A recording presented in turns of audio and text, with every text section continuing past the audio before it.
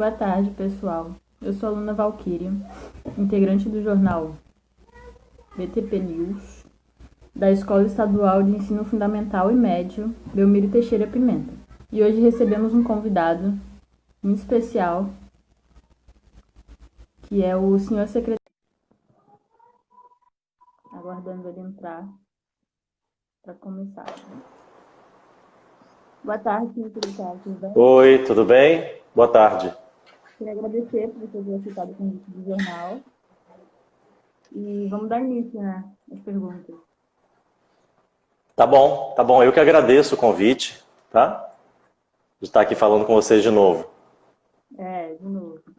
A primeira pergunta é: levarmos em conta o recesso escolar e o período de aulas completamos no último dia 17/8, 5 meses sem aulas presenciais. Isso levando em conta aqueles 4 dias, entre 17 e 20 de março. Qual o ponto positivo e negativo que o senhor tem nesse período? Olha, tem coisas positivas e, obviamente, tem coisas negativas, né? Eu acho que, do ponto de vista negativo, além das questões da pandemia, né? E a consequência mais radical, claro, são as vítimas fatais. Nós temos toda a consequência que a pandemia trouxe para a educação, né?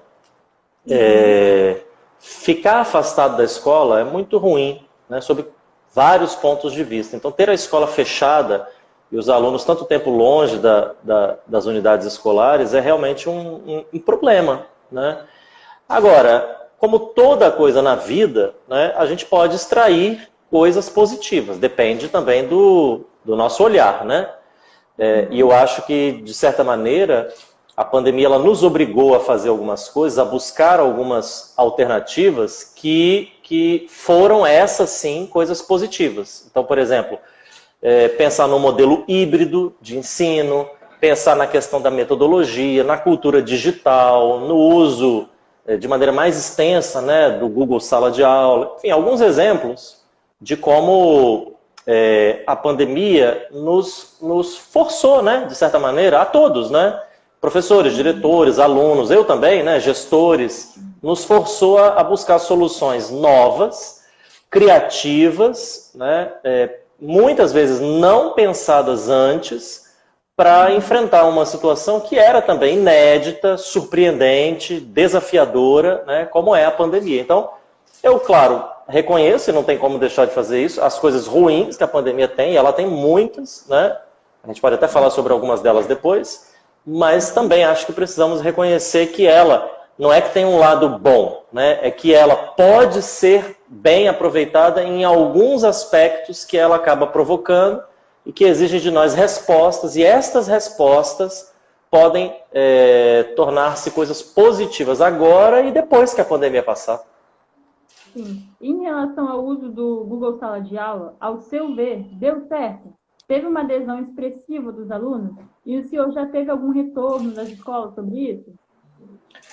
Para mim deu certo. Na verdade, o Google Sala de Aula era a plataforma digital que a gente já usava aqui na secretaria, né, através da Sedu Digital. Algumas escolas usavam mais, outras escolas usavam menos. Isso dependia da formação do professor, da formação que a gente ministrava aos professores, do nível de engajamento que os professores, a escola como um todo tinha nesse tipo de recurso pedagógico. Eu acho que a pandemia, tá aí uma coisa que foi positiva, né? Ela acabou colocando os alunos em casa e distantes da escola. Uma das formas de entrar em contato com os alunos é através da tecnologia. E neste campo, um dos recursos utilizados foi o Google Sala de Aula, a plataforma do Google for Education, que a gente já usava na secretaria, e cuja renovação do termo de cooperação a gente tinha assinado 30 dias antes, né, do fechamento das escolas, num contexto que nem de longe tinha a ver com a pandemia, então mostrando que a gente já queria investir mais nisso. Então eu avalio muito positivamente. Eu poderia dizer em síntese que nós ampliamos aquilo que já tínhamos, mas ampliamos na direção que nós queríamos fazer. É que a pandemia criou uma situação que ajudou, né, induziu isso a acontecer de uma maneira até mais rápida, mais efetiva. E o prefeito de São Paulo, Bruno Covas, vetou a reabertura das escolas depois que saiu um resultado de uma pesquisa onde mais de 64% das crianças infectadas com Covid-19 são assintomáticas. E, segundo os dados do mapeamento feito pela Prefeitura, em 6 mil crianças e adolescentes de 4 a 14 anos, isso demonstrou o alto risco de contaminação que a retornada das aulas presenciais representaria à comunidade escolar. Não seria necessário que se fizesse um mapeamento dos alunos aqui do Espírito Santo? Sim, acho que sim. O que a Prefeitura de São Paulo fez foi um inquérito sorológico. A gente já fez aqui, né, um inquérito, acho que mais de um, inclusive, inquéritos sorológicos, que não é o mesmo que fazer exame nas pessoas, né? Não é a mesma coisa que fazer teste. Inquérito sorológico tem a ver... Aí eu não sou especialista, eu estou reproduzindo o que eu escuto dos especialistas, tem a ver com uma pesquisa amostral, então não é censitária, não é em todas as pessoas, é num grupo representativo da população, para fins estatísticos, ou seja, para a gente ter um mapa de quais são as características, no caso, ligados à questão aqui epidemiológica, daquela população, e aí traçar as políticas públicas. Por exemplo, abrir a escola ou, por exemplo, não abrir a escola, que foi o que o Bruno Covas fez. E nós estamos aqui, pela Secretaria de Saúde, como governo, estruturando, né, desenhando aí metodologicamente como é que vai ser o nosso inquérito sorológico, especificamente voltado para a comunidade escolar. Então, olhando com atenção para a comunidade escolar, como população, será escolhida uma amostra representativa desta população para ser feito essa pesquisa estatística de natureza epidemiológica, para que a gente possa traçar políticas públicas, dentre elas, né, a abertura ou não da escola, ou a abertura da escola com alguma outra medida, dependendo do resultado do inquérito. Sim. Há um ano atrás, mais precisamente no dia 7 de agosto de 2019, o senhor recebeu para uma entrevista na SEDU, e uma das questões levantadas foi a sua preocupação com o alto número de alunos fora da escola. Eram quase 25 mil jovens não matriculados no ensino médio. Com essa pandemia, a preocupação é que esse número tende a crescer mais ainda, e o senhor já pensou em alguma ação para tentar inibir a evasão escolar? Primeira coisa, o tempo passa rápido, né? Tem um ano, né? Praticamente que a gente conversou aqui. Impressionante. E eu me lembro bem desse dia, né? Aqui na sala de reuniões, aqui ao lado da minha sala. E de fato, ali, e até antes dali, né? Desde o início do governo, uma das preocupações nossas, era a questão da evasão, né? Evasão é quando o aluno sai da escola ao longo do ano letivo. E muitas vezes ele não volta depois, né? Configurando aí um abandono. O abandono escolar. E a evasão já é alta na nossa rede, nós temos 25 mil alunos no ensino médio fora da escola, como você disse, e tudo indica que em todos os lugares do mundo isto aumentará por causa da pandemia, né? O que não significa que a gente deva cruzar os braços, significa só reconhecer que uma das consequências da pandemia será o aumento da evasão, né? Então, primeira coisa, acompanhar o que está sendo devolvido pelos alunos, agora, no caso aqui da nossa rede, no programa escolar, é fundamental. A gente tem monitorado a frequência. Para quê? Para reprovar o aluno? Não, não é essa a questão. É porque eu preciso saber se o aluno está devolvendo ou não os exercícios. Porque se ele não estiver devolvendo, tudo indica, né, que ele não está participando. E muito possivelmente é dali que virá a evasão. Então a gente já sabe quem são os alunos que estão, né, mais desgarrados assim do grupo, sabe? Segurados por uma ponta. Qualquer coisa corta esse fio. Então, fazer este acompanhamento, este mapeamento, é super importante, a gente tem feito isso. Depois de reabertas as escolas, mas talvez até antes seja possível, né, de maneira virtual, fazer uma busca ativa, ou seja, identificados esses alunos, ir atrás deles, né, buscar entender qual é a razão da não participação, né? Eu acho que são duas medidas fundamentais para a gente evitar a evasão, né? Lógico que depois disso, num contexto muito mais complexo, né, nós precisaríamos de políticas intersetoriais. Vou citar um exemplo para ficar claro. Muita gente pode sair da escola nesse momento e depois não voltar, porque diante do empobrecimento, né, eu li uma pesquisa ontem, mais de 40% da população brasileira teve diminuição na sua renda, né, eu posso estar chutando um número agora equivocado, mas pelo menos de cabeça o número que eu tinha era mais de 50 milhões de pessoas recebem o auxílio emergencial do governo, então dá bem a medida, né, do nível de desigualdade e de pobreza da nossa população. Pode ser que depois algum aluno saia da escola para poder trabalhar e ajudar a família, né?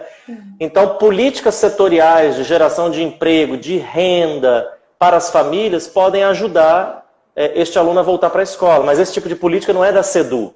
E nem é só do governo estadual, né? Envolve governos municipais e governo federal.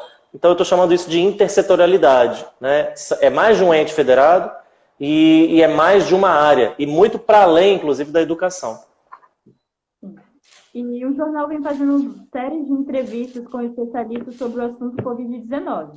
Entrevistamos o infectologista Dr. Luiz Henrique Borges e a epidemiologista Thelma Fiel. Ambos demonstraram preocupação com o retorno das aulas e garantia de um controle rígido em todas as escolas. Abre aspas. O uso de máscara, álcool em gel em todas as salas de aulas, regras rígidas para o não compartilhamento de nenhum objeto por parte dos estudantes, isso é uma mudança de comportamento muito grande e intensa. Não será simples mudar de um dia para o outro. Como será isso e como garantir que isso seja cumprido pelos alunos? Eu concordo, né? São regras que são necessárias e não serão simples de serem implementadas. É um desafio numa sociedade em que, apesar dessas regras já serem conhecidas, penso eu, elas não têm sido cumpridas, né? Basta a gente olhar na rua e você vai ver que muita gente está sem máscara, muita gente questiona a letalidade, né, e a gravidade da pandemia, mas acho que a gente não pode se esconder atrás disso para defender o não retorno, né? Temos que, claro, trabalhar com a questão da segurança. Acho que ninguém está discutindo aqui o contrário, né? Existe o direito à aprendizagem, mas tem o direito à vida. E o direito à vida ele é superior a qualquer um outro, porque sem vida você não consegue aprender, né? Então, um é pré-requisito para o outro. Mas acho que nós, na minha opinião, na minha modesta opinião, precisamos ter a clareza de que viver no mundo é viver um risco, né? Quando a gente sai de casa, nós podemos ser assaltados, podemos ser atropelados, podemos tropeçar, cair, bater com a cabeça. Nós estamos sujeitos a riscos. O desafio é que o risco de contrair o coronavírus, por exemplo, seja pequeno, como é pequeno o risco de sofrer qualquer uma dessas coisas. Para que o nosso medo de sair de casa para ir a uma escola seja tão pequeno quanto o medo de sair de casa para ir a um shopping e achar que não vai ao shopping porque senão você pode ser assaltado, atropelado, cair e bater com a cabeça. Você não fica pensando isso quando vai ao shopping. Você vai ao shopping, né? E ponto. Então, o princípio é o mesmo. Que momento é esse de equilíbrio entre o direito à vida, uma volta segura com o direito à aprendizagem? Aí é o X da questão. E a gente tem de maneira muito tranquila, né, analisado com a equipe da saúde os dados a respeito da pandemia, mas sempre trabalhando no planejamento, né, para que quando esse ponto de convergência chegar, a gente possa abrir a escola, porque, avançando até para além da sua pergunta, eu dizia para algumas pessoas ontem, para alguns professores, é urgente voltar com as aulas. Mas quando eu digo que é urgente, não estou dizendo que a gente tem que voltar apesar da pandemia. Eu estou dizendo que é urgente porque a escola é importante. Nós não podemos esquecer que a escola é fundamental. A escola aberta é fundamental. Ter uma escola aberta é uma questão urgente. Urgente. Claro que nós não podemos ter uma escola aberta para trazer todos os benefícios que ela traz e aí trazer um malefício e um risco que nós não queremos para ninguém. Então, esse é o ponto de equilíbrio, né? Mas nós temos que trabalhar com a dimensão da urgência. Eu discordo das pessoas que vão empurrando essa linha para frente, né? Não, vamos voltar no ano que vem, vamos voltar no ano que vem, né?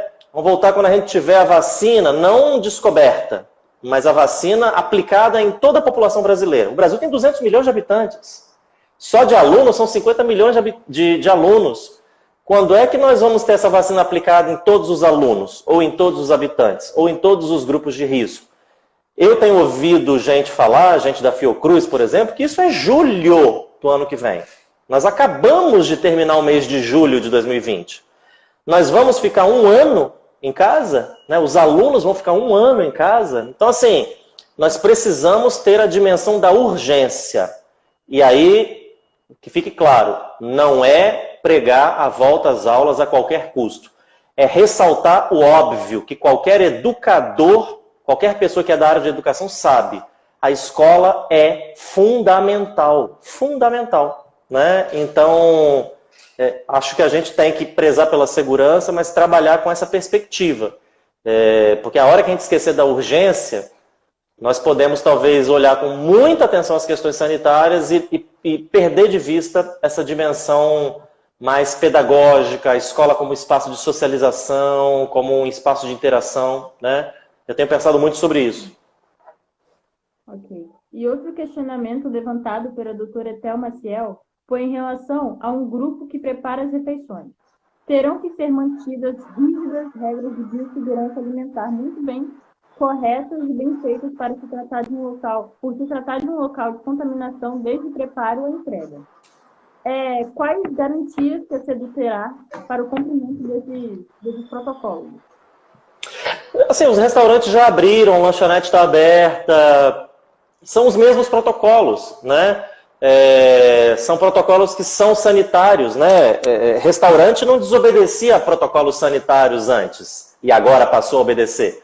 Sempre quem trabalhou com preparação de alimentos tinha rígidos protocolos sanitários. Sempre. Né?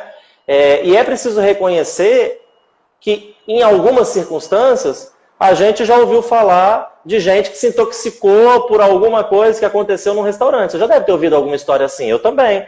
Mas você não vive ouvindo histórias assim. Na verdade, você come em restaurante, faz um lanche, porque, por padrão, as pessoas, especialmente nesta área de especialidade, assim como na saúde, os médicos, enfermeiros, e a Etel é a enfermeira de formação, seguem rígidos protocolos, né, sanitários.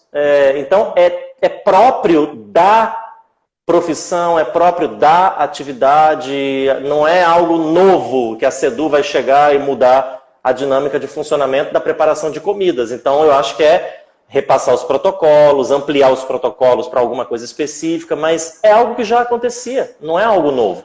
A comida não era preparada de qualquer jeito e agora, por causa da pandemia, a gente vai estabelecer rígidos protocolos sanitários na preparação de comida. Ela já era preparada com rígidos protocolos. Ok. Abre aspas. Eu fico pensando nos professores que estão em áreas de maior violência. E nós sabemos como é. Como falar para o estudante que entrar no portão sem máscara, ele vai ter que colocar a máscara. Fecha aspas. Fecha aspas. Como isso se dará? Doutora Etel questionou. Etel é epidemiologista. Eu já venho da área das ciências sociais. E esse ponto que ela levantou não é tanto de epidemiologia, mas de análise social. E, portanto, fazendo uma análise social, o que eu diria é que esta situação levantada, e que é real, ela não tem a ver com violência, a meu ver. Ela tem a ver com politização da pandemia. Né? E a politização da pandemia não acontece só no Brasil. Ela acontece nos Estados Unidos, ela acontece no leste europeu, ela acontece na Europa Ocidental. Né? Por exemplo, outro dia, vamos pegar um país absolutamente insuspeito para mostrar isso que a Etel nessa frase afirmou. A França. Um motorista de ônibus, deve ter umas 4 ou 5 semanas, foi espancado na França por um grupo de jovens que queriam entrar no coletivo e não estavam usando máscaras. Isso não tem a ver com o Brasil, não tem a ver com desigualdade social, não tem a ver sequer com escola.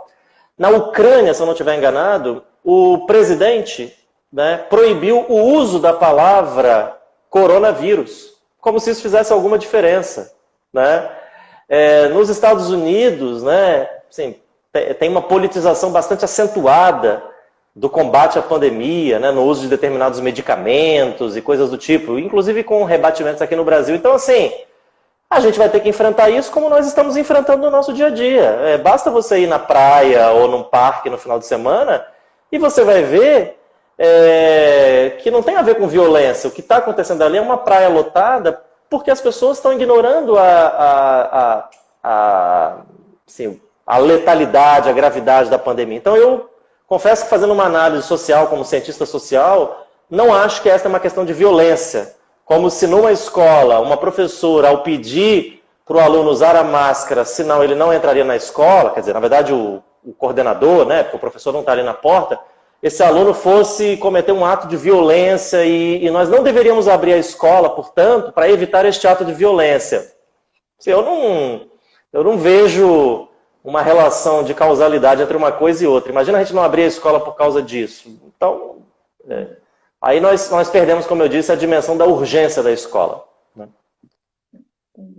E existem protocolos para os alunos, professores e demais funcionários que sabem da sua comorbidade. E os que possuem as comorbidades silenciosas, ou seja, que não sabem dessa doença. Não seria muito arriscado para esse grupo específico de pessoas de retorno nas aulas presenciais? Sim, a gente está, para quem tem comorbidade, estão previstas alternativas, né? Tanto para servidores quanto para alunos.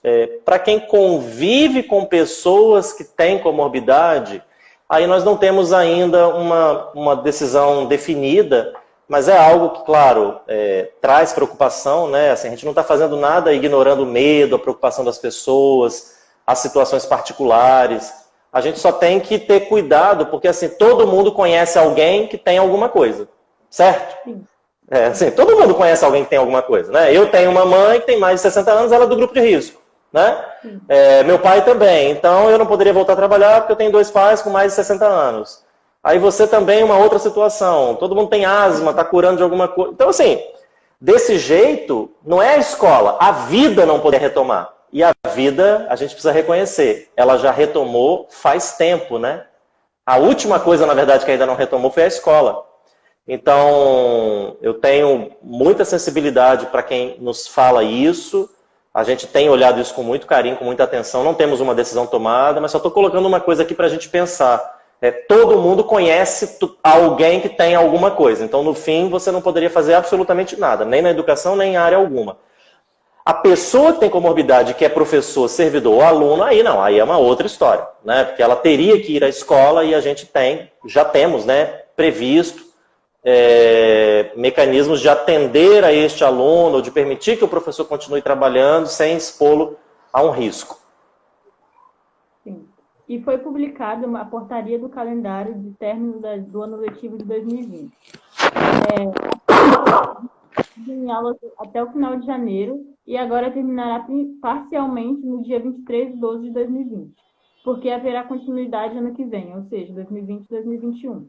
Um dos pontos que houve intensa especulação foi referente à não reprovação dos alunos, pois uma postagem vinculada ao jornal A Gazeta. Depois de uma postagem vinculada ao jornal A Gazeta. O senhor pode explicar esse ponto? Claro. Me permita responder com uma pergunta. As pessoas são contrárias à não reprovação. O que elas estão defendendo? Que a gente reprove os alunos neste ano normalmente, apesar da pandemia? É essa a proposta, né? Porque assim, a gente tem que entender qual é o ponto das pessoas. Eu gosto muito de uma fala argumentativa, porque eu não tenho nenhum problema em escutar outros argumentos, mas a crítica, ela embute uma visão de mundo. Então, assim, existe a crítica à medida que tomada. Então, se você critica a minha medida, é porque você tem uma outra, que deve ser contrária à minha, né? Qual é a sua? Se eu estou propondo que não reprove, a sua é o quê, então? Reprovar? É isso que nós estamos defendendo? Então, você tem a pandemia colocou as pessoas em casa. Nós sabemos que nem todos os alunos têm, como você aqui, a internet, condições de acessar de uma maneira muito tranquila, muito efetiva a tecnologia que a gente está oferecendo. Nós estamos, através do escolar, oferecendo material impresso, mas existem pessoas que têm limitações nisso, têm dificuldades em acessar esses recursos. A secretaria também não tinha isso pronto, né? Então, nós também tivemos que aprender a fazer tudo isso. Então, veja, tem alunos que não foram plenamente atendidos desde o início, a secretaria também aprendeu a fazer isso junto com vocês, com as escolas, e nós estamos dizendo que, apesar de tudo, né, imagine que nem todos têm o apoio efetivo que deveriam ter da família, as condições em casa, né? Então, apesar disso tudo, no final do ano eu vou dizer assim, olha, Valquíria, é tudo uma questão de vontade. De vontade. Se você quis, você participou. Se você participou, você tirou boas notas. E se você tirou boas notas, você passa de ano. Agora, se você reprovar, é porque você não teve uma boa nota, porque você não teve um bom desempenho, porque você não se dedicou, única e exclusivamente porque você não quis. Alguém tem coragem de dizer isso? Eu acho que não, né? Então, se eu estiver certo nesse argumento, não há outro caminho, entendeu? E o que eu queria também esclarecer é assim, nós não estamos falando que os alunos não vão reprovar, tá? Eu disse isso na reportagem, a reportagem ficou excelente. Só que o portal da Gazeta, ele é acessível para assinantes. Muita gente não assina, então não leu a reportagem, leu só o título, né? Então é importante falar, e eu estou presumindo isso, tem muita gente criticando por causa do título. Então, a pessoa não está criticando sequer por algo que eu disse. Ela está criticando a secretaria por uma medida tomada que ela tomou conhecimento a partir de um título de um jornal. 10 palavras, né? Só que formam um título. A matéria é muito clara. Lá está escrito tudo que eu já falei. Uma coisa que eu falei é assim, olha, se eu fosse estudante, eu não acharia que meu ano estava garantido. Sabe por quê? A gente só fez um biênio. A gente não falou que vai passar todo mundo. O biênio vai ser 20 e 21. A reprovação ela continua acontecendo como possibilidade, mas no ano que vem. Então, Valquíria, assim, se você não se dedicar esse ano, você vai passar para o ano civil de 2021. Você vai curtir o seu Réveillon, vai tirar férias em janeiro, normal. Aí você volta para 2021. Só que assim, você não estudou, né? 2020. Qual é a chance de você se dar bem em 2021? É muito pequena. Porque a aprendizagem ela é cumulativa. Então, assim, meu recado é, nós não estamos falando que vamos aprovar automaticamente. Nós estamos adotando um regime bianual, assim como um regime anual, que é o regime normal, né, da secretaria. Você não é reprovado no meio do ano, em julho, você não vai ser reprovado no meio do ano no regime bianual. Mas a reprovação ela existe no ano que vem. Se eu fosse aluno, eu me dedicaria desde agora e, apesar de respeitar muito as críticas, eu entendo que a crítica aponta para uma solução que é injusta, que seria manter a reprovação dos alunos em 2020, apesar de tudo, né? Então, acho que pensando isso que a gente fez essa mudança, essa opção. Ótimo. Agora será feitas as perguntas enviadas por alunos, pais e professores no nosso Instagram, ok? Ok. A primeira pergunta é, antes de iniciar as aulas, todos os alunos e professores não vão ter que fazer um exame do cotonete de sangue para sua proteção? Ou não teriam? Essa é uma orientação que a gente vai ter da Secretaria de Saúde, não da Educação, né? Nós estamos ainda definindo quais são... Eu digo estamos, né? Primeira pessoa do plural, porque a gente tem trabalhado junto com a saúde. Mas a definição do que fazer é da saúde. No sentido de que, assim, eu como secretário de Educação não tenho condições técnicas de afirmar para você assim, é fundamental fazer o exame PCR, que é esse aí, do cotonete, né, em todas as pessoas, né? Eu não sei te responder isso, mas tenha certeza, as autoridades de saúde daqui têm trabalhado com muita transparência, muita seriedade, muito embasamento técnico. Se isto for necessário para voltarmos, independente de quando for uma eventual volta, com certeza faremos isso. Agora, se não for, também poderemos fazer, mas poderemos não fazer. Então é importante ter clareza de que o que nós estamos, como governo, propondo é o que as autoridades de saúde do governo entendem com base em evidências técnicas e científicas que é o necessário e não podemos pensar em qualquer coisa sem passar por isso para voltarmos às aulas. Entendeu? Eu vou citar um exemplo diferente, Valquíria, desse aí seu. Fizemos o protocolo sanitário, que foi publicado, da SEDU com a SES, a Secretaria de Saúde. Lá não consta a necessidade de as escolas terem um tapete. Vocês já devem ter ouvido falar, quem está acompanhando, tem shopping, supermercado, e tem escola que comprou um tapete. É um tapete sanitizante, né? É um tapete que você pisa, tem um produto, enfim, específico para limpar o solado. É uma boa? É uma boa, é uma ótima. Mas a pergunta é assim, é necessário ter? Assim, podemos ter. A pergunta não é se podemos ter, é devemos ter, temos que ter isto para voltar. Se tivéssemos que ter, estaria na portaria. Por que não está lá? Porque as autoridades de saúde entenderam que isso não é fundamental. Entendeu? O que é fundamental? Máscara, higienização, distanciamento, medição de temperatura, né? Isto é fundamental. As outras coisas nós podemos ter, mas elas não necessariamente tornam, assim, são incontornáveis, né? Sem elas nós não podemos voltar às aulas ou fazer qualquer outro tipo de coisa. Porque do contrário, na medida em que tem shopping que não tem o tapete, supermercado que não tem o tapete, né? Nós não poderíamos ter aberto esse supermercado e esse shopping. Né? Agora, não tem nenhum shopping, nenhum supermercado, nenhum comércio que não tem uma plaquinha dizendo uso de máscara obrigatório. Okay. Vários professores estão com medo de voltarem, pois têm em casa na família pessoas com comorbidade. Já vimos muitos relatos de pessoas que contaminaram toda a família. Isso também poderá acontecer com alunos que moram com seus avós e pessoas que possuem alguma comorbidade. A SEDU está considerando isso? Está levando isso em consideração? Estamos, eu já respondi isso, né, há alguns minutos, mas o que eu queria dizer, achei importante esclarecer, é que as pessoas hoje levam o vírus para dentro de casa e contaminam seus parentes que têm comorbidade, porque o vírus ainda circula de uma maneira ampla entre nós, entendeu? Então nós precisamos entender o contexto.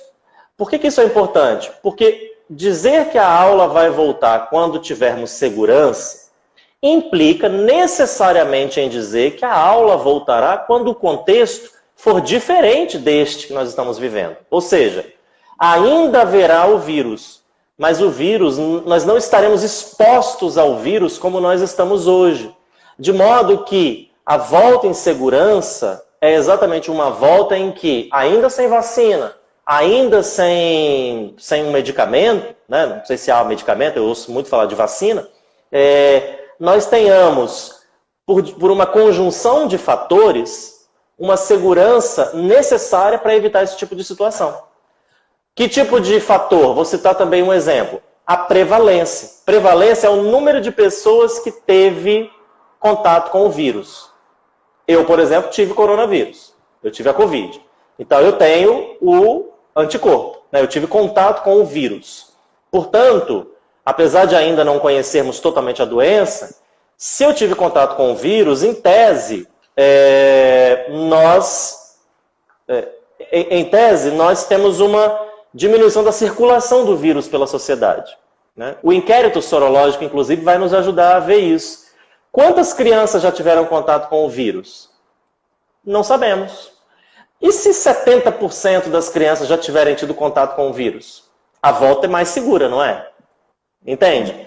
Então, inquérito sorológico e outras medidas que a CESA, né, a Secretaria de Saúde, vem propondo, visam garantir a gente uma análise bem precisa sobre qual é o momento seguro para voltar. Hoje, não é seguro. Se fosse seguro, a gente já teria voltado hoje. Entendeu? Eu gosto quando me perguntam isso. Fala assim, secretário, hoje é seguro voltar? As escolas podiam abrir hoje? Não, pô. Se pudesse, estariam abertas, né? Não estou falando aqui que a escola é uma coisa fundamental. A gente não volta porque não tem segurança. Morrem 1000 pessoas por dia no Brasil, entendeu? Então, não estou dizendo se nós estamos mais perto ou mais distantes de voltar. Mas estou dizendo que a volta acontecerá quando houver segurança. Hoje, com certeza, não há segurança. Porque se houvesse, a gente já teria voltado. E havendo segurança, coisas como essa que seus professores colocaram, e que tem toda a razão, né? Eu super entendo e respeito esse sentimento de medo, né? De receio, entendo perfeitamente. Isso aí tende a se dissipar com muita naturalidade. Aqui outra pergunta. Secretário, numa hipotética queda nos números da pandemia no Estado e a retomada das atividades escolares, o Estado está preparando para operar em todas as medidas de segurança? Estou entendendo que está falando do protocolo sanitário, é isso? Todas as medidas possíveis de segurança.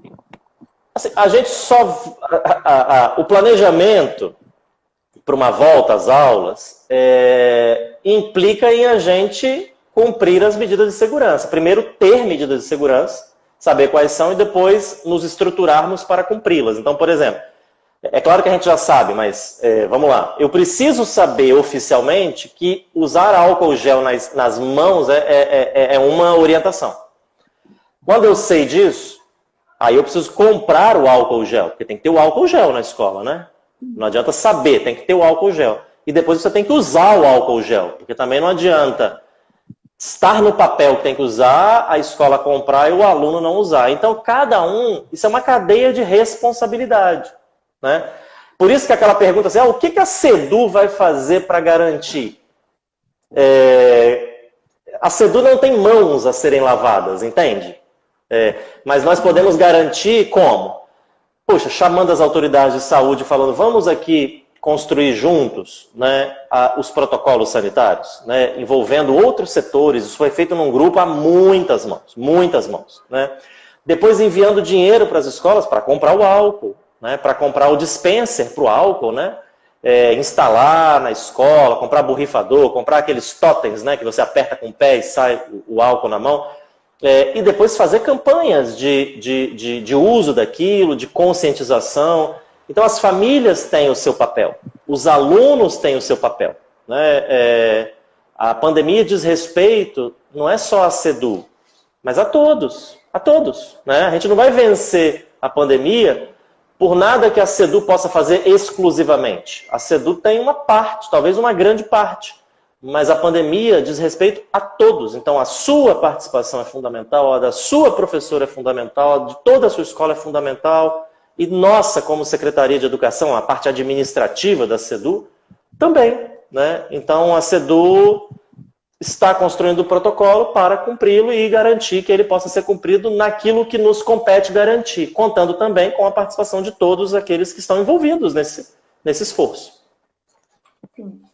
O senhor realmente acha que daria certo a volta às aulas, sendo que a situação atual se mostra cada vez mais ruim pelas pessoas que não obedecem o distanciamento social e a quarentena? Na verdade, ao contrário, a situação se mostra cada vez melhor. Né? Quando você olha a pandemia no Brasil, embora haja aumentos ali em alguns lugares, mas nós temos um cenário de estabilidade e de queda. Né? Já morreram 1.500 pessoas no Brasil por dia. Hoje morrem um pouco menos de 1.000. É muita gente, mas é menos do que há algumas semanas. Então, o que os números mostram não é uma piora da pandemia, é uma melhora da pandemia. E quando será seguro? Quando melhorar mais. Né? Esse é o ponto. Né? E lógico, a segurança total é quando não morrer ninguém. Porque aí a gente já vai estar vacinado. Isso aí, né, acho que ninguém discorda. Né? Então, importante dizer que o Brasil tem melhorado e o Espírito Santo tem se destacado dentro do Brasil nessa melhora. Né? Quando você olhar aquele mapinha que aparece no Jornal Nacional, que eu vejo, você pode ver o Espírito Santo sempre ali, estável e queda, estável e queda.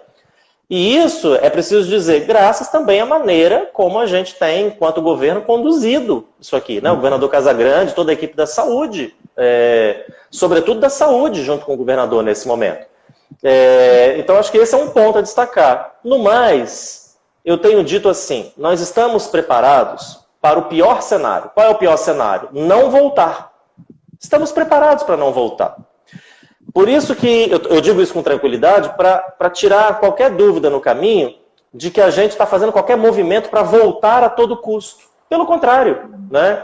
A volta com segurança e não voltar para a gente é uma possibilidade. Né? Que não sou eu que vou dizer se vai acontecer ou não, porque quem tem que dizer isso são as autoridades de saúde. Mas se não acontecer, As nossas aulas vão acabar dia 23 de dezembro. É o que está no calendário, né? Agora, foi o que eu disse, como secretário de Educação, como professor, como pai, eu tenho que continuar achando que a escola é tão importante que voltar é urgente, desde que tenha segurança. Então, assim, se não voltar, tudo bem, vamos lamentar. Mas se pudermos voltar com segurança, não tem por que jogar isso para frente. Sim. E como você acha que os alunos vão se comportar na ida e vinda da escola? Dentro da escola terá um certo controle. Mas, por exemplo, pegar ônibus em uma linha lotada não ajudaria a diminuir, na verdade, aumentar a linha de contágio entre as pessoas? É uma possibilidade, eu reconheço. Quanto mais interação e circulação, maior é a possibilidade. Mas aí, voltando a 2 pontos que eu já disse. Um ponto, isso depende não só da SEDU, isso depende também de um comportamento das pessoas. E não nos enganemos, não nos enganemos. A aula não voltou, mas as pessoas já estão interagindo. Né? Não nos enganemos com isso, basta a gente olhar na rua. Então, é preciso que a gente não passe essa conta para a escola. Né? Nós não podemos ter praias lotadas e escolas fechadas. Tem alguma coisa errada num país que acha isso normal. Né? Nós não podemos ter pessoas promovendo festas, mas querendo essas mesmas pessoas que a escola não volte, porque senão vai aumentar a interação e a possibilidade de contágio. Basicamente, eu vou traduzir, o que elas estão dizendo eu preciso que a escola não volte para que eu continue indo à praia com segurança. Porque se a escola voltar, eu posso ter uma segunda onda e me contaminar, a praia ser fechada e eu perder meu sol no sábado e no domingo. Espera aí, o que é urgente é a escola, não a praia. Na verdade, a gente como sociedade, veja bem, aqui não é Secretaria de Educação, percebe? Não é governo. A gente como sociedade deveria dizer assim, eu vou abrir mão de shopping, de praia, de festa, para a escola voltar. Se tiver que diminuir a circulação do vírus, ele vai ter que diminuir aonde é desnecessário, porque o que é necessário é escola. É escola, né? Então, praia é espaço aberto, é verdade, a Valesca está falando, mas tem aglomeração já na praia, né? A praia está lotada, até porque está chegando o calor, né? Semana passada fez calor e as praias estavam muito cheias. Então é importante a gente ter isso em mente, sabe? Então, acho que uma coisa importante é essa, né? De pensar que diz respeito a todo mundo. A outra é eles também se protegerem, obviamente, o que é importante não só no caminho da escola, né? Por exemplo, no uso do transporte, mas no seu dia a dia mesmo, para quando estiverem fora da escola. Sim. Ficaria preocupada com a minha filha todos os dias ao sair para ir para a escola. Qual garantia que eu terei de que todos estarão usando máscara? Penso em solicitar que meu filho estude o restante do ano letivo em casa. Haverá essa possibilidade? Nós estamos estudando essa possibilidade, porque eu entendo que existem muitos pais que têm esse mesmo medo. Como eu disse, eu acredito que este medo diminuirá na medida em que a pandemia também arrefecer, né? Opinião pública, é importante a gente dizer isso, né? Eu que venho da área de ciência política, trabalhei tanto com pesquisa eleitoral, portanto pesquisa de opinião pública, né? A opinião pública ela não existe por si só, ela não é uma coisa imutável, ela vai sendo construída a partir de várias coisas que chegam para nós. Se você liga a televisão todo dia e vai sendo bombardeada de notícias a respeito da pandemia, e na sequência eu chego para você e pergunto assim, Valquíria, o que você acha da pandemia, hein? É uma coisa assim tranquila ou te coloca medo?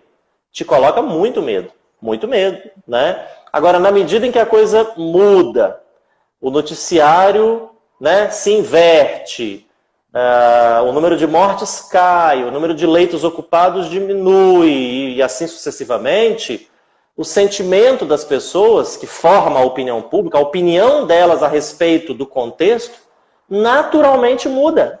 Naturalmente muda. Então, por isso que a gente tem que olhar sempre com muito respeito, né? Não estou falando o contrário disso, não. Mas com muita reticência, pesquisas como essa que saíram segunda-feira, do Datafolha, que falam assim, 79% das famílias, dos responsáveis, são contra o retorno às aulas presenciais nos próximos 2 meses. Sim. Mas é uma opinião de hoje, entende? Mas será que serão 79% daqui a 2 meses? Eu acho que não. Eu acho que não. Né? A opinião pública ela muda. Então, com o tempo, eu acho que também a opinião dos pais mudará. Mas mesmo aqueles que continuarem a pensar assim, para eles, nós estamos estudando uma maneira de, quem sabe, na medida do possível, garantir que eles exerçam esse não sei se é um direito, né, assim, falando bem abertamente, mas esse desejo, né, de que seus filhos não voltem, mesmo se autorizados a voltar. Sim. E quanto aos números de infectados, não irá aumentar? E isso ocorrerá? E se isso ocorrer, a SEDU suspenderá as aulas? Isso também está sendo construído, né, essa dinâmica, junto com as autoridades de saúde. Possivelmente sim, isso já está no protocolo de alguma maneira, que é assim, como é que seria o procedimento em caso de infecção, né? Não necessariamente você fecha a escola, a cidade, não funciona assim, né? Mas todo esse procedimento, ele está sendo desenhado, algumas coisas já estão no protocolo, outras não, porque são coisas um pouco mais estruturantes, exatamente para a gente saber o que fazer e quem é o responsável por fazer o que tem que ser feito, se alguma coisa assim acontecer. Sim. A pandemia afetou as aulas e o senhor considera que o atraso na educação causado pelo coronavírus será difícil para se recuperar? Será difícil, será difícil. A educação, eu uso esse exemplo, não é igual compras que você faz no shopping, né? Do tipo, olha, eu preciso comprar esse brinco que você está usando, né? Quero comprar um brinco. E aí o shopping está fechado, não tem como ir lá comprar o brinco. Quando o shopping abrir, você tem uma demanda reprimida, né? Você quer comprar, só não comprou porque estava fechado. Até dinheiro você tinha, mas não comprou. O shopping abriu, você foi lá e comprou, e ponto final. Se bobear, compra até 2, né? Educação não funciona assim. Educação é cumulativo. Se você pular, você fica com um déficit. Você perdeu, né? E depois eu tenho que recuperar isso. Alguém citou aí uma expressão que se aplica perfeitamente ao que eu vou falar agora. É trocar o pneu do carro com o carro andando, trocar o carro e trocar de roupa dentro do carro. Tudo junto. Porque você tem que aprender o daquele momento, aprender o que não aprendeu antes e aprender o que não aprendeu antes, porque aquilo é pré-requisito para aprender o do momento. Ou seja, se fosse fácil isso, a gente não teria problema nenhum na educação, você concorda? Porque quantas pessoas chegam na rede estadual já com déficit nos anos anteriores? Se fosse simples recuperar, a gente receberia alunos com déficit de aprendizagem, recuperaria e eles seguiriam seu curso, normalmente, uma trajetória de sucesso. Na verdade, o que a gente percebe é que as pessoas vão carreando, elas vão levando o déficit de aprendizagem por anos a fio. E de maneira cumulativa, elas não aprenderam as 4 operações básicas, então elas não aprenderam uma equação de primeiro grau e depois não vão aprender de segundo grau e depois elas vão abandonar porque elas vão reprovar. Uma vez, elas vão reprovar a segunda vez, elas vão distorcer a idade séria, elas vão ter 18 anos numa turma que o pessoal tem 15, e aí ela se sente muito velha numa turma que ainda, para ela, é de crianças, e ela abandona a escola. Né? Então, assim, se fosse fácil a gente recuperar, nada disso que eu acabei de pintar aqui existiria. Né? Bastaria a gente recuperar. Agora, o que eu estou dizendo este dado, ele é incontornável. Isso vai acontecer, é igual a evasão. Vai ter perda de aprendizagem. O que a gente tem que fazer? Né? Diminuir o tamanho disso. Né? Então, fazer uma intervenção lá, fazer uma busca ativa para evitar a evasão, como eu já disse, é uma medida. Fazer reforço é outra medida. Fazer avaliação diagnóstica, igual nós aplicamos recentemente, né, e continuaremos a aplicar para quem não fez, é outra medida. Então, a Secretaria está pronta, né, já está fazendo e fará ainda mais quando dar volta, seja agora, seja no ano que vem, não importa, tá? Para recuperar esta aprendizagem, com todas as dificuldades que uma ação desse tipo traz. Estamos tendo que lidar com coisas muito diferentes do cotidiano normal que estamos acostumados. Uma delas é o ensino não presencial. Esse método continuará após o retorno e trabalhará junto com o ensino médio presencial? Sim, continuará após o retorno. Veja bem, vacina, você e todo mundo que está acompanhando aqui. O pessoal fala assim, olha, acho que em dezembro vai ter vacina. Dezembro, janeiro, certo? A vacina em todo mundo, eu não sei se é uma dose só, se são 2 doses. Imagine quanto tempo isso vai gastar, tá? Então, o ano que vem ainda será um ano em que nós não voltaremos ao normal. Nós não teremos uma escola totalmente cheia de alunos. Nós teremos que trabalhar em regime de rodízio. Mesmo que a gente, num cenário hipotético, não volte às aulas em 2020 e continuemos até 23 de dezembro com o ensino remoto, você vai entrar de férias em janeiro, os professores, nós voltamos em fevereiro e a pandemia vai continuar aí, na nossa porta. Entendeu? Ainda que a vacina tenha surgido um mês antes. Mas surgir a vacina é uma coisa, né? Produzir a vacina e aplicar a vacina é que é o que interessa. Então a gente, necessariamente, isso é muito claro, vai continuar com as medidas que estão lá na portaria da CESA com a CEDU. Revezamento, escalonamento, né? Alunos em casa e outros presencial, depois inverte. Então nós teremos aula presencial em algum momento, não importa quando, em algum momento teremos. E essas aulas precisarão alternar com aulas remotas. Então o programa escolar continua. Hoje ele dá conta de 100% do que nós temos, porque nós só temos o programa escolar, não tem aula presencial. Mas depois ele continua para alternar. Então assim, este ensino remoto, inspirado num modelo híbrido, né, que tem uma parte presencial e uma parte remota, isso é o que vai prevalecer para 2021 e não sou eu que estou dizendo, hein? O Conselho Nacional de Educação é que autoriza isso, porque ele já sabe que vai ser assim, né? A questão do biênio 2021, da não reprovação de alunos em 2020, também não foi ideia minha, não, do secretário Vitor, nem de ninguém da equipe, não. É diretriz, né? É recomendação do Conselho Nacional de Educação e do Conselho Estadual de Educação. A professora Leonara Schwartz, do Centro de Educação da UFES, conselheira do Conselho Estadual de Educação, numa entrevista logo depois da publicação da portaria, a primeira pergunta que fizeram a ela, né? Ô, professor, o que você achou dessa medida? Ela disse algo como, olha, achei a medida mais adequada para este contexto. Então veja, os especialistas estão dizendo isso, né? Da universidade, do Conselho de Educação, não é o governo Casagrande, nem o secretário Vitor. De modo que assim, confesso que ainda que não tivessem esses apoios, não existissem, eu ainda assim continuaria concordando que não deveríamos reprovar, por exemplo, né? Mas só para te mostrar que não é uma medida que carece de apoios, não. Uhum. E para finalizarmos, a última pergunta. Secretário, quanto aos estudantes do terceiro ano do ensino médio, o Estado já elabora algum projeto ou outra coisa para o auxílio aos mesmos no Enem, visto que foram prejudicados?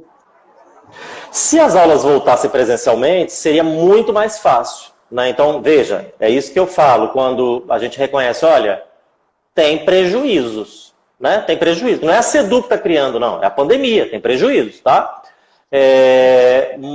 Mas assim, ninguém vai voltar para poder garantir uma preparação assim, um assado para o Enem, né? Você volta se tiver segurança. Então, trabalhando num cenário remoto, o que nós temos feito? Enfatizado com os professores do terceiro ano que é importante trabalhar componentes curriculares que sejam mais alinhados com o que está lá no Enem, ou seja, traduzindo, trabalhar o que vai cair na prova, né? Falando bem diretamente, né? Temos o pré-ENEM, né? Já bastante conhecido, e temos no portal do programa escolar, no site da CEDU, um conjunto de materiais, links, enfim, recursos que os alunos podem diretamente usar e professores podem usar para orientar seus alunos nessa preparação para o Enem. Tá? Então, assim, é o que nos cabe fazer neste momento. Batalhamos junto ao MEC para que a data fosse prorrogada, passou de outubro, novembro para janeiro, né? Muitos quiseram maio, mas isso criava algumas dificuldades também. E desenhamos uma série de ferramentas para que pudéssemos ajudar os alunos nessa preparação. Tá bom, muito obrigada pela entrevista que o senhor deu. Ficamos muito felizes. O senhor quer falar alguma coisa para finalizar? Bom, eu que agradeço a oportunidade. Eu não consegui ler todos os comentários, mas vi... assim, né? Ou eu prestava atenção em você, ou no comentário, ou raciocinava, né? Eu não estou com essa capacidade ainda que vocês têm tantas vezes, né? De fazer 3, 4, 5 coisas ao mesmo tempo. Então eu estava aqui mais concentrado na nossa conversa. Mas eu pude ver nos comentários que passaram aqui, que eu consegui olhar, que as pessoas estão muito preocupadas, né? Eu entendo, a gente respeita muito, não temos feito nada escondido, né? Não temos surpreendido ninguém. O fato de eu estar aqui falando com você, né? E você sabe, você é testemunha disso, eu não combinei nenhuma pergunta com você, eu não disse para vocês tirar nenhuma pergunta, nem colocar nenhuma pergunta, né? Então, assim, eu abro esse espaço aqui para você fazer qualquer pergunta, qualquer pergunta. E eu digo com muita tranquilidade, eu respondo a qualquer pergunta. Por quê? Primeiro, porque a gente tem que responder, né? Se eu sou secretário de educação, eu tenho que responder a qualquer pergunta que você me fizer. Ou dizendo que não sei, ou dizendo que eu sei, né? Segundo, porque eu não tenho nada para esconder, né? Nem eu, nem a equipe da saúde, nem o governador. E isso se chama transparência, né?